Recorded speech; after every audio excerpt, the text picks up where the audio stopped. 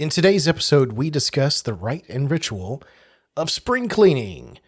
Set your spray bottles to maximum cleanage, true believers.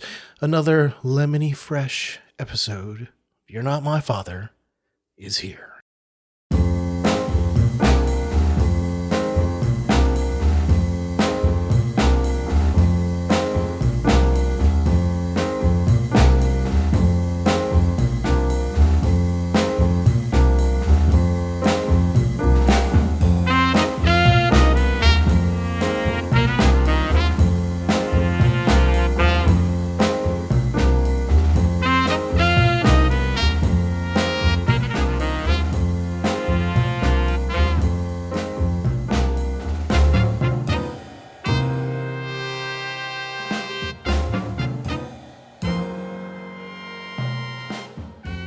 Welcome back to You're Not My Father, the best family-friendly podcast from Alaska and this side of Anchorage, the sunniest side of Anchorage.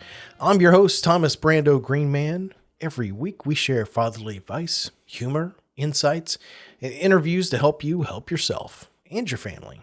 So if you don't have a father, you need a supplemental one, or just need some really good wisdom, well then, this podcast is made just for you. So kick back and relax. And don't forget, positivity is contagious. And if you're thinking about it, please subscribe to our podcast so you can get notified when new episodes drop, and you'll make us all really happy. Like, seriously happy. All with one just little click. And I'd also like to thank all of our listeners. Y'all are all amazing, and we do what we do just for you. So without further ado, let's do something.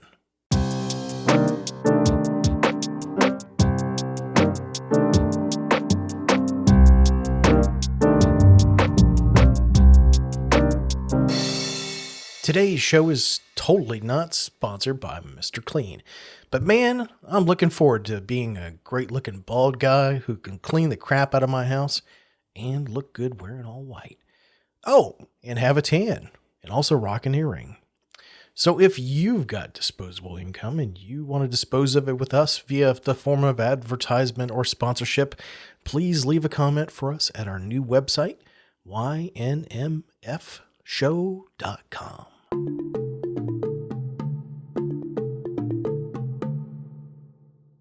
Thank you, true believers, for believing in me and our little podcast.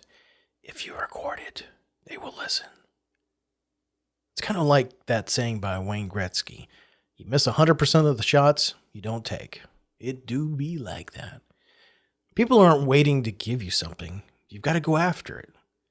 Unless you're looking for old tree branches or old chandelier. I mean, I'll probably drop it off at your house. So call me. But speaking of junk, it's that time of year where we all tend to feel a pull towards cleaning your living space and getting rid of things. After all, you've been inside for most of the winter. You've made enough Instant Pot chili, collected enough sauce packets from Taco Bell, watched all the Netflix you can, and now desperately searching for more entertainment. Your windows haven't opened up since the last time you burned something in the kitchen, and maybe you haven't seen green grass in 6 months. Wait, did I just list out my winter? In my defense, I didn't burn that thing in the kitchen. I totally promised I wouldn't say anything about it, but anyway. So, you want to do the spring cleaning thing, eh? Well, we've got a great perspective on how to do that. It's kind of like our little quick guide to spring break. I mean, cleaning. And if it was spring break, I'd recommend, well, never mind. So, the first thing that I like to do is do donations. So this is where we start off with. So I'm looking to declutter, get rid of things I haven't used in the past year, and hopefully find some place for those things to live, someone else that can use them. And so I'm talking clothes, pots and pans, kitchen utensils you don't use anymore, kids' things that maybe they've grown out of or don't use anymore. And to clarify, this is not just your living, actually, I'm sorry, it is your living space. The other stuff like garages or storage areas, we'll talk about that later. That's much later. But anyway, we take these donations to Goodwill. But honestly, there's plenty of worthy places out there that'll take donations, and they're for a good cause. But I kind of stress this. No need to get it all done in one day or one weekend. For us, we usually take a week or two and make several passes through several rooms. And so I don't make the mistake of trying to pack everything up anymore or fold it just right and everything has to be perfect. The local Goodwill doesn't really care about that. I mean, they don't sort these things out right then and there and just stick them up on the shelves. So they typically go to a distribution center. They get sorted there, and then they're sent to various different other places. So you're pretty unlikely to have your clothes show up on somebody else in your neighborhood, although I have heard of that happening. I like to put things in garbage bags or cardboard boxes. I think either is just fine.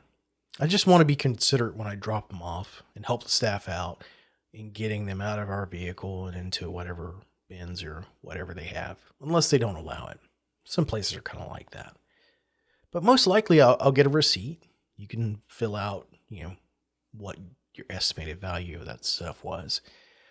You can use that to file your taxes with, which in most cases nowadays, they kind of limit charitable donations. So unless you're itemizing things, which I would probably recommend that you don't, unless a verified tax advisor tells you to. Some of those forms even have like a little discount on it. So you can go into Goodwill and buy something. So you can get rid of some stuff and you can go get some more stuff. Way to go, savings. So I'll also keep some things in the back of my truck and drop them off either before work or after work. For me, it's out of the house, one step closer to finding a great new home. Now, if you're lucky to have a garage or a storage area, you've got two paths you can attack this with. And I stress two, because I really only see that there's two. The first one, you can organize and sort your stuff into bins or areas. Not bad, not bad. Second one, you can cherry pick all the stuff on top and take that out to donate and leave the rest for another time. Now, I always recommend and want to do the first one, but totally end up doing the latter. It's just how it goes most times. So typically with a garage, I save that for a separate special project, as in like it's beyond spring cleaning. It's a garage event. And those things can be pretty cool. But let's keep moving on. Here's another big one. Maintenance. I'm going to say it like an English teacher. Maintenance. Aluminium. Or whatever you want to call it. Maintenance. So I know that doesn't sound like cleaning.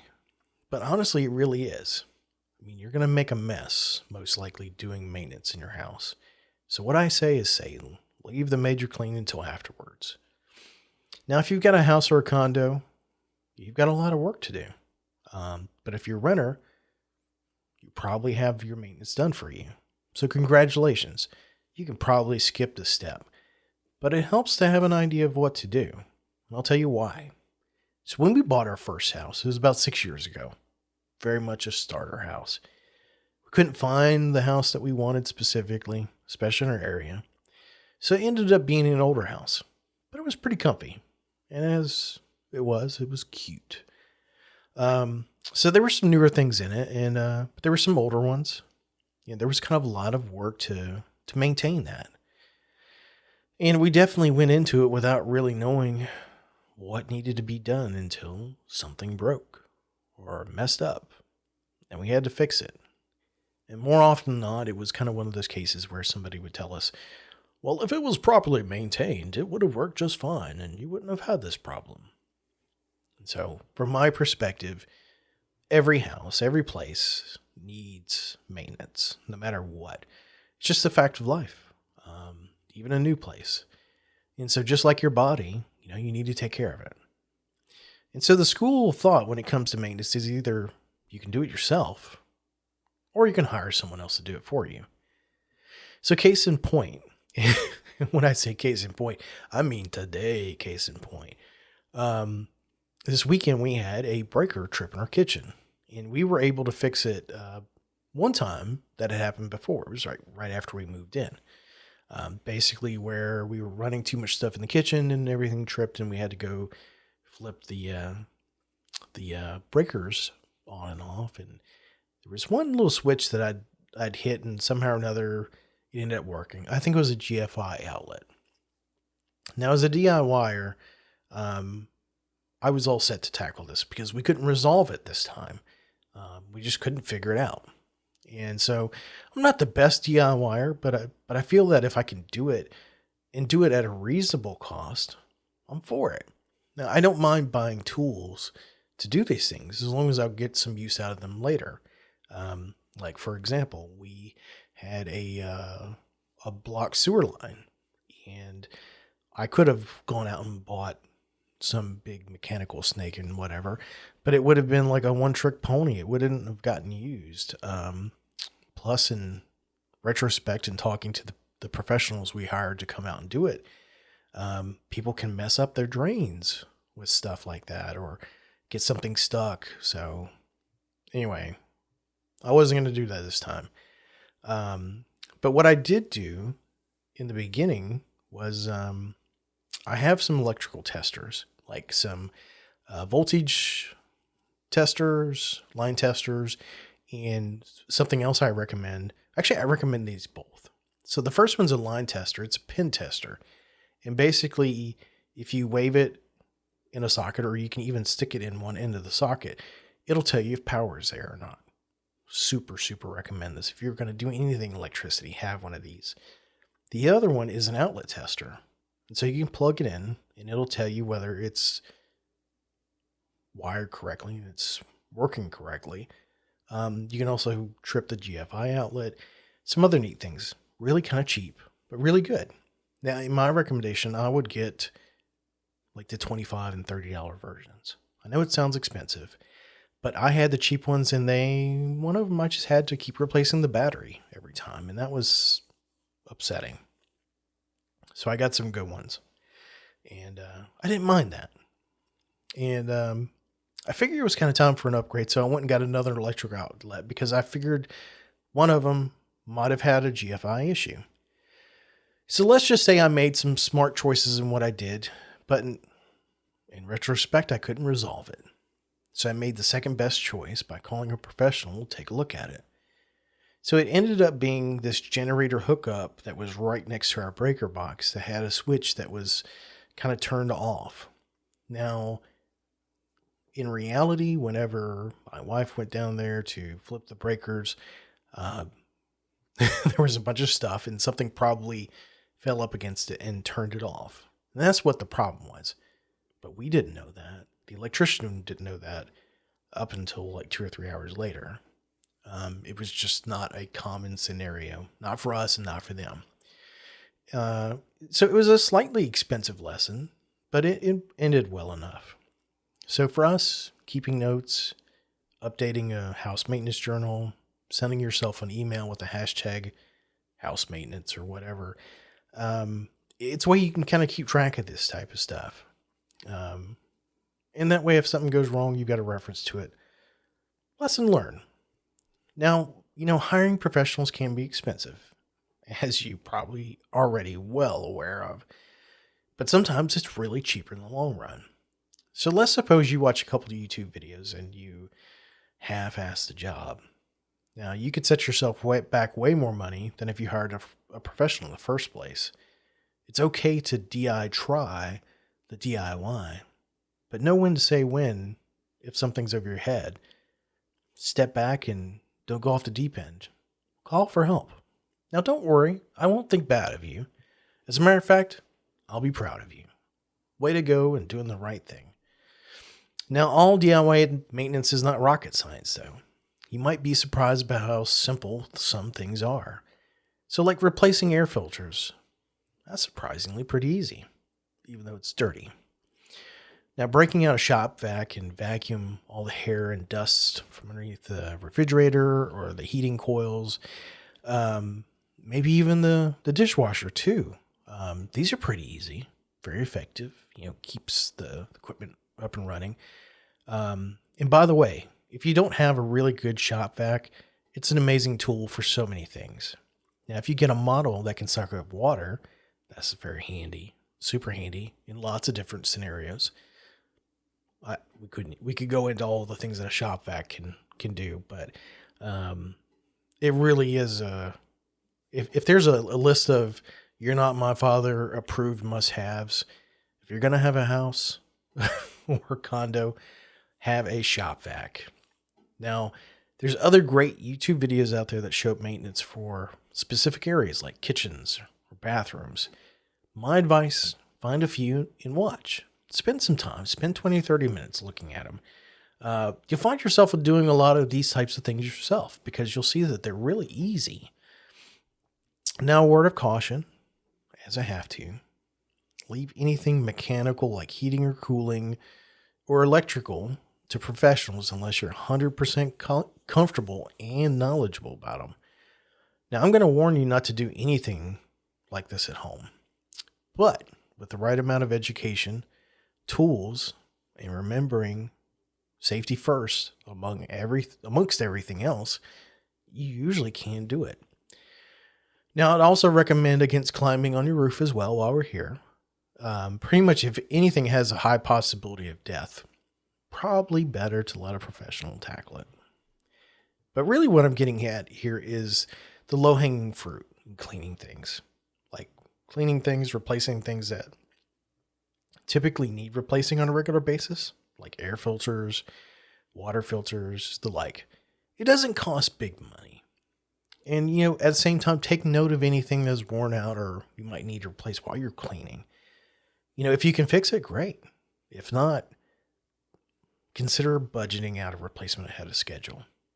From experience, I can tell you, having to replace something at the wrong time of the year, like a heating system in the winter, or just not having the money, well, that just sucks. It does.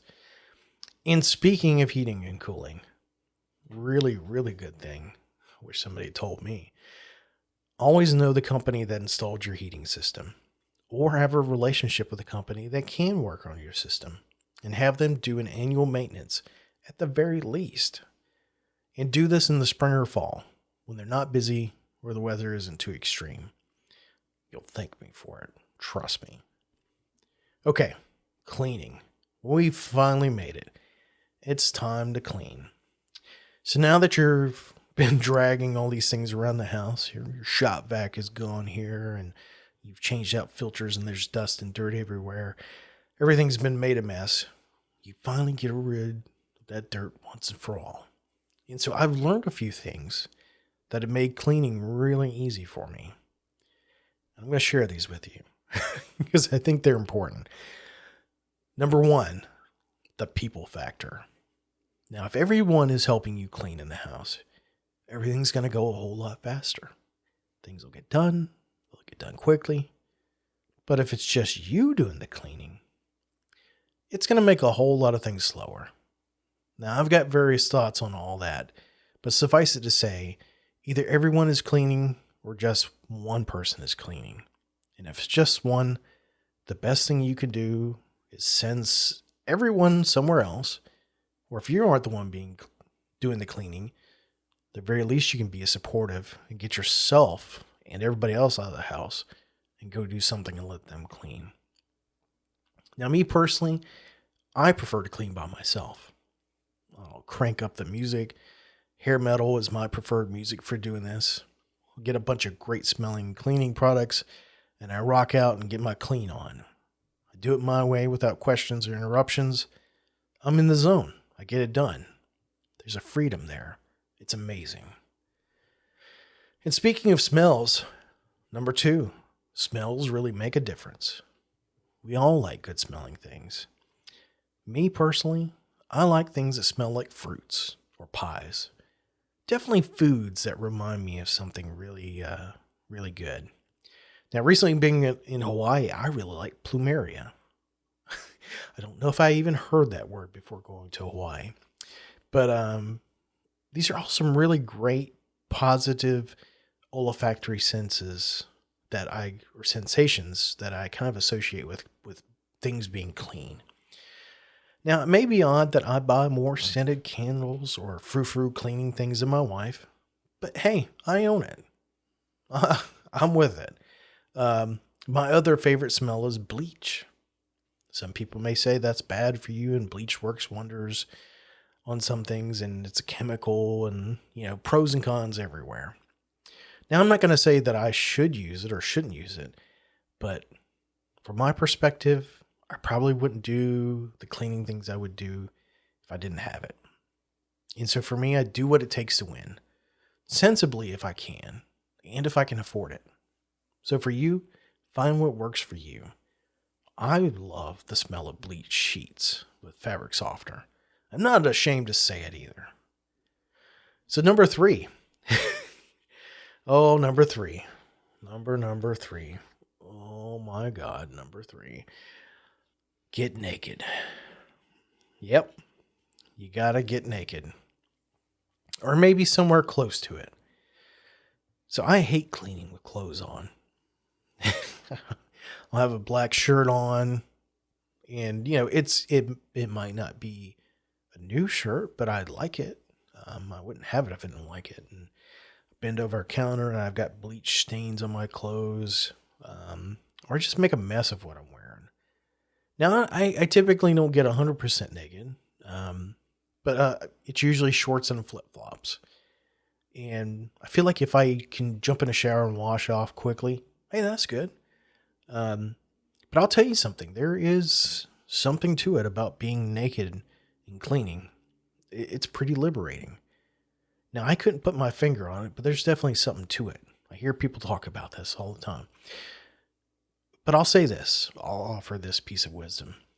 If you're comfortable doing something, you're probably going to have more fun doing it. And you probably do it for better and longer. And what's more comfortable than your skin? I'll probably said a few things here that sound like sexual innuendo. Anyway, moving on. Number 4, stay with the new. Now, I've got a Roomba, and honestly, I'm just not a fan. Having kids in the house, they leave stuff all over the floor. I feel like I'm picking up after the Roomba or helping it more often than not. I'm just not sold on it. It doesn't seem like it's that big a convenience for what it does. Now, if I didn't have kids, and it was kind of a big neat freak, I would say, yeah, it would make more sense. But it's hard to say. I mean, I've got one. Sometimes it does an okay job. But like I said, just not a big fan. But what I am a fan of is the Swiffer products, especially the Swiffer Wet Jet, or the Swiffer Mopper, as I call it. Now, growing up, my idea of mopping the floor is bringing out the big mop bucket and the mop and going to town. And having pets and kids, that seems pretty unsanitary. Like completely. Like to me, like if you were going to clean up urine from a pet, I would need a new mop. My wife doesn't think that way. Good thing she doesn't listen to my podcast. But, or, somehow or another that mop head gets sanitized completely. It just doesn't seem like a great thing to do. Now, this is where the Wet Jet is different. So it has removable pads, and you've got a jug of cleaning liquid that it sprays out in front of it in a little pattern. It's amazing. It does a great job of cleaning things, not everything, but typical everyday mop jobs. It's amazing, and you can pull off that pad and put a new one on there. It's super easy to use. As far as a new thing out there, it really is amazing. It's changing the world for me. So I say try one for yourself. See what you think. But me, I think it's one of the best cleaning things out there, especially for something new out of the ordinary. Now, speaking of new, there's other great little cleaning chemical type things and apparatuses out there. But another one of my favorites is this, I don't know what it's called, but it's like an almond smelling kitchen wood conditioner cleaner type thing. It's an aerosol. And so my dining room table nobody uses coasters except for me. Sometimes I forget, but I try to. I've got, I forget what they're called, trevets or whatever. We put hot pots on there and that type of stuff. Nobody wants to use those either. So we keep having these heat marks and water marks or whatever. And it's painful. You just can't keep the table looking good. So I've got the spray, and I'll spray and clean it, and it'll help restore and pull some of those stains out. Not 100%, but it does really, really well, and it works better than like Murphy oil soap or some of these other cleaning things, which Murphy oil soap is a really good wood cleaning conditioning product. But don't be afraid to try some of these things. Look at something and be like, hey, maybe that'll work. I'll give it a shot. It's certainly worth looking at in the world of cleaning.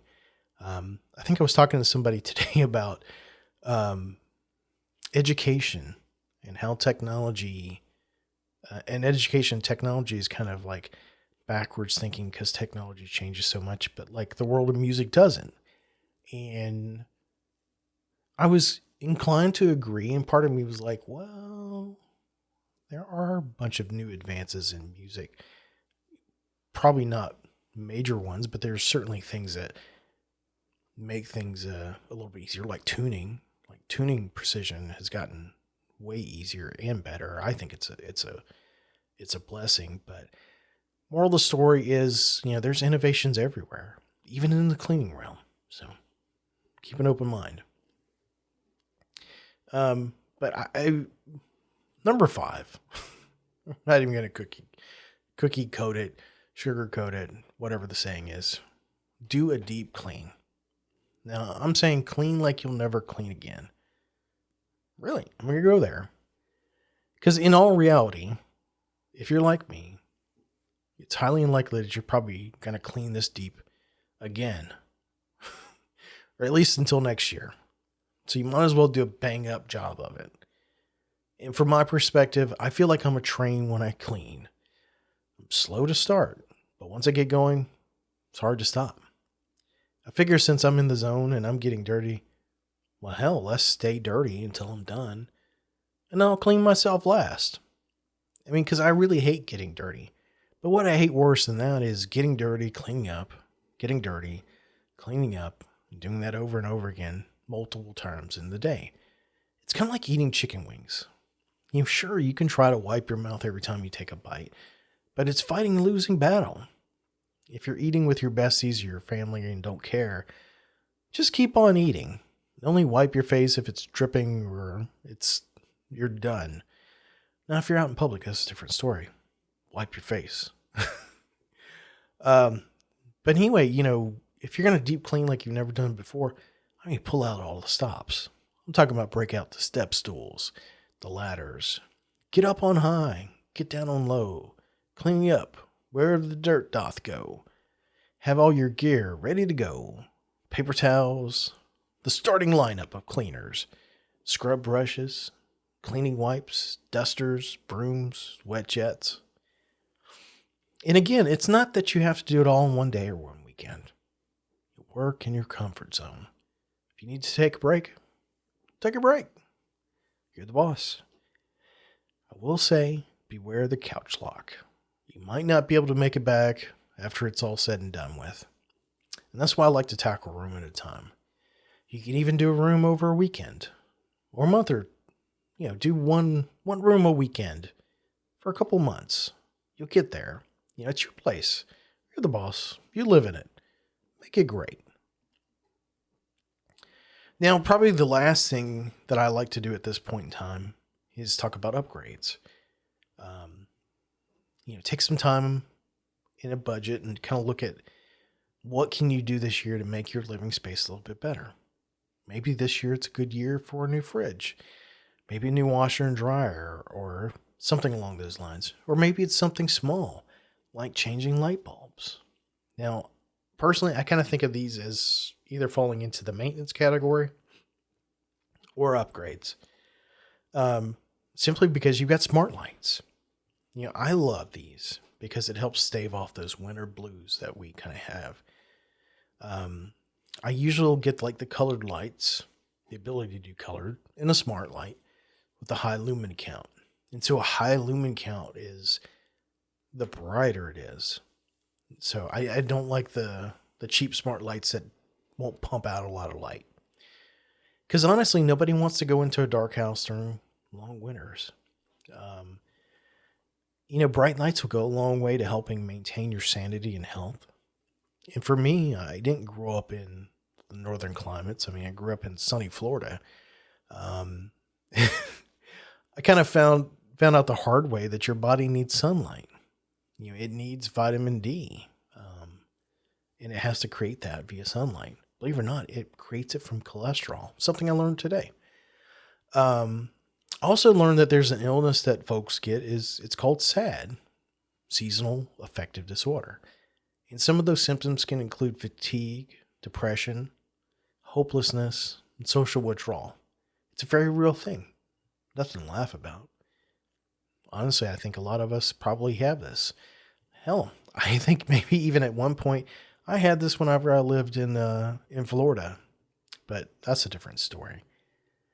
But anyway, going back to upgrades, for me, I'm planning on making our bedroom bathroom a bit more friendly and convenient. So we need some areas for towels, clean folded towels, maybe even some shelves and some storage options for shampoos and soap and other related storage. Now, I did a deep clean on my shower, and that was nice. I enjoyed it, but I realized I had too many things in the shower. So part of me is like, I don't want to necessarily throw these away, or I don't want to hide them underneath the sink where I'll probably forget about them and I might as well just throw them away. But why not have them somewhere else in the bathroom where if I need one, I'll be able to see it and go grab it. Kind of like a shopping shelf in miniature. So we're planning on doing that. Another very easy DIY project is installing a new toilet. The toilet we have just doesn't flush as well as it should. um, we actually, at our old house, we actually installed a new toilet. It was interesting because I saw that you could flush a small pail of golf balls down it. And niceties aside, that's really kind of what you're looking for. And so it was great. I don't think we had any kind of flushing issues with that toilet. Maybe once. I think Conan might have thrown something horrible in there. But anyway, living in Alaska, changing out a toilet during the wintertime is a big deal. Ice and snow and slippering and trying to get this heavy thing inside. And then, you're too busy in the summertime because you want to go out there and get all that sunlight and wildlife. You want to make the most of the sun while it's shining. To me, I see springtime as the perfect time to do this. And I think probably for you too, it'll probably be. So some other thoughts on spring cleaning, things that we do. I think you need to take time to celebrate. So once you get done with doing that, celebrate. Now, if it's just you, treat yourself to something awesome for a job well done. Yeah, me personally, I love coming home to a clean house after being away for a few days. It's kind of like being on vacation. It's like, oh, like I'm in this hotel room. Everything's nice and clean and put away. I kind of feel like that's what I want when I come home. So maybe consider taking a vacation or an overnight road trip. I think it'd be awesome. Now, if you've got a family like I do, celebrate with everybody. We all kind of did a good job. Maybe take everybody out to a special dinner. Another great thing, you don't have to do dishes. Or maybe plan a trip. Now, if they were helping or if it was mostly just you, it's still good to include them in the success. A lot of times we may not understand how we present ourselves to others when we're busy. A lot of times I come across as Mr. Business. And it's not something I really like. I always kind of hated being around my parents when they're busy. They had that same kind of look and feel to them, and it always kind of made me feel weird. So whatever your family helps you with, it's something to be thankful for. And so include them if you want in with your cleaning. But either way, whether they help you or not, thank them. Thank them. It's your family. Love and respect them. And if I've said anything really important today in this podcast, I hope you walk away from it with this. It's your family. Love and respect them. There's the writing in red if you're thinking about the New Testament. But yeah, love and respect them. And I'd like to think that they've returned in kind for you. I think it's pretty awesome. But anyway, I hope that this is giving you some ideas on how you can incorporate and develop your own spring cleaning ritual. I like to think of things like this as being something that you can start these traditions and rituals within your own family and with yourself. I always feel a lot better for doing these types of things, especially spring cleaning, because it really makes the living space in our house feel better, fresher, and more alive. If you want to talk about Mr. Business, you're getting an ROI. You're going to return on investment in your property. Either way you slice the wisdom here, having a really good positive vibe about it will influence you and by effect your family and even those you work with. So positivity is contagious. And your living area is going to look great. Well, that's it for this episode of You're Not My Father. Be sure to subscribe to us so you can get your daily dose. Daily? What? I don't have that kind of time. Your weekly dose of You're Not My Father. As always, we're available on some amazing platforms for podcasts. We're available on Apple, Google, Spotify, Anchor, Overcast is another new one. I'd like to think that from what I've seen that there's a lot of Overcast listeners, and thank you to them and everybody that listens. I'm especially happy that you guys have found us. If you found this podcast useful, please spread the word on your social media. Tell your friends, pets, and anybody else listening. Listen. You can also follow us on Facebook.com/YNMF show. We're also on Instagram now at YNMF show, and Twitter on my own personal Twitter account, which is that T Green Man. So that T is in Thomas Green Man, all one word at Twitter. So we're doing some cool stuff. And trust me, it does involve some cats. So you can see some of our family member cats doing crazy, weird things. And then also Conan doing some weird things. And so that's it for us at You're Not My Father. Remember, if you're a fan of us, then we're a fan of you. Take it easy. Stay positive. And remember, good vibes only.